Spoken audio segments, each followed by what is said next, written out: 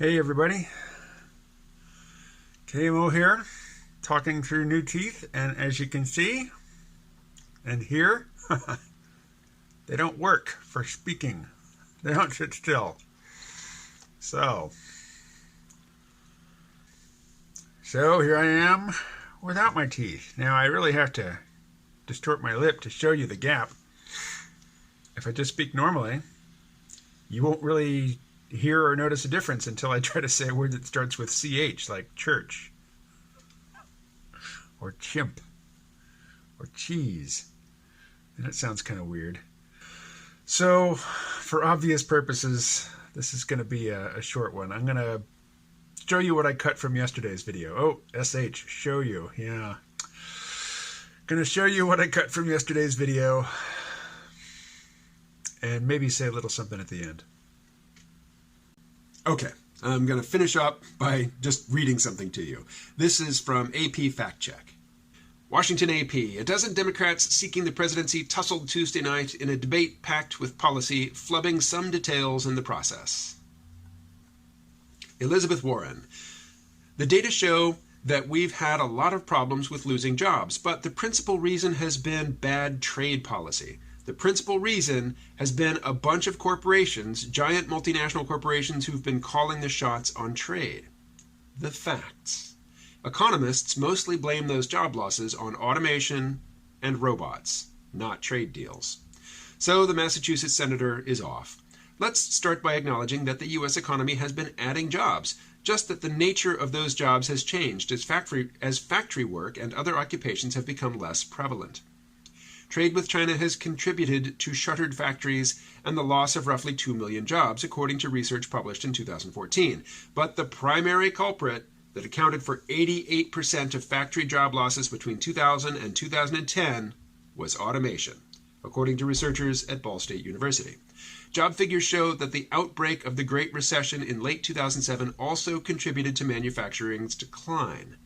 Warren is basing her claim that trade policy mattered more than automation on research from the Upjohn Institute that suggests relatively modest productivity gains in manufacturing outside of the computer and electronics sectors, a sign to those researchers that trade policy mattered more than job losses. But there is also a bigger threat from automation for workers outside factories. These are secretaries, bookkeepers, and a wide array of professions. Automation can displace these workers and put downward pressure on their wages, forcing them to find other jobs. So, AP Fact Check comes down on Andrew Yang's side here. I don't have time to develop this in full. I'm already at almost 15 minutes in this video. But this will be for a future video. In Byron Reese's book, The Fourth Age, he talks about the idea that there are no unskilled workers. And what does he mean by this? Well, the difference between what our economy considers a skilled worker and an unskilled worker is an infinitesimal difference in skills, that what every human being possesses, or nearly every human being possesses, is a set of physical competencies of perception, of categorization, of movement, and navigation through a complex world full of unexpected events and obstacles. Robots are bad at this. Humans, comparatively, are really, really good. Really, I can't develop this now. This will be a topic for an upcoming video, hopefully tomorrow's video. I will talk to you then through different teeth.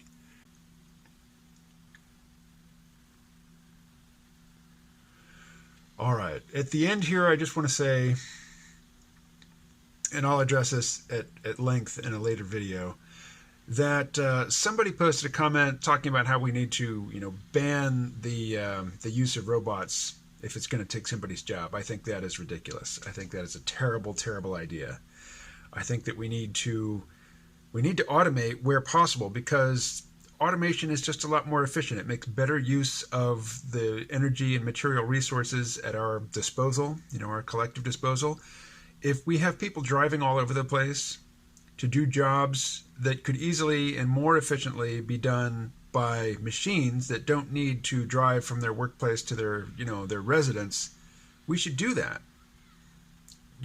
For climate change purposes, just to to better use and husband the resources at our disposal, and also, and probably most importantly from my perspective, if a task can be automated, but you refuse to let the task be automated because of the effect on human labor, well, then you're forcing humans to do mechanistic work. You're basically dehumanizing human workers by, people who could be doing something which takes better advantage and makes better use of their human capacities, and you're making them do something that a machine could do much better.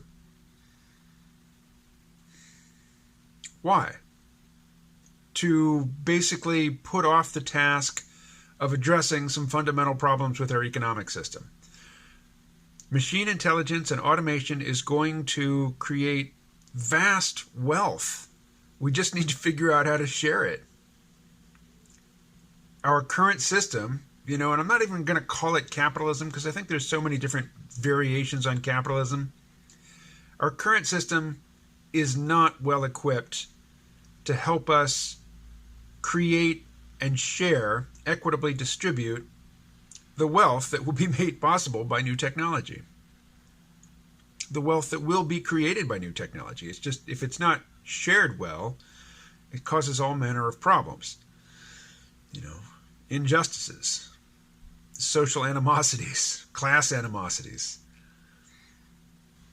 I'm going back to the dentist today. We're going to try to get this, these fake teeth to sit still so I can speak. Hopefully I will speak to you more clearly tomorrow.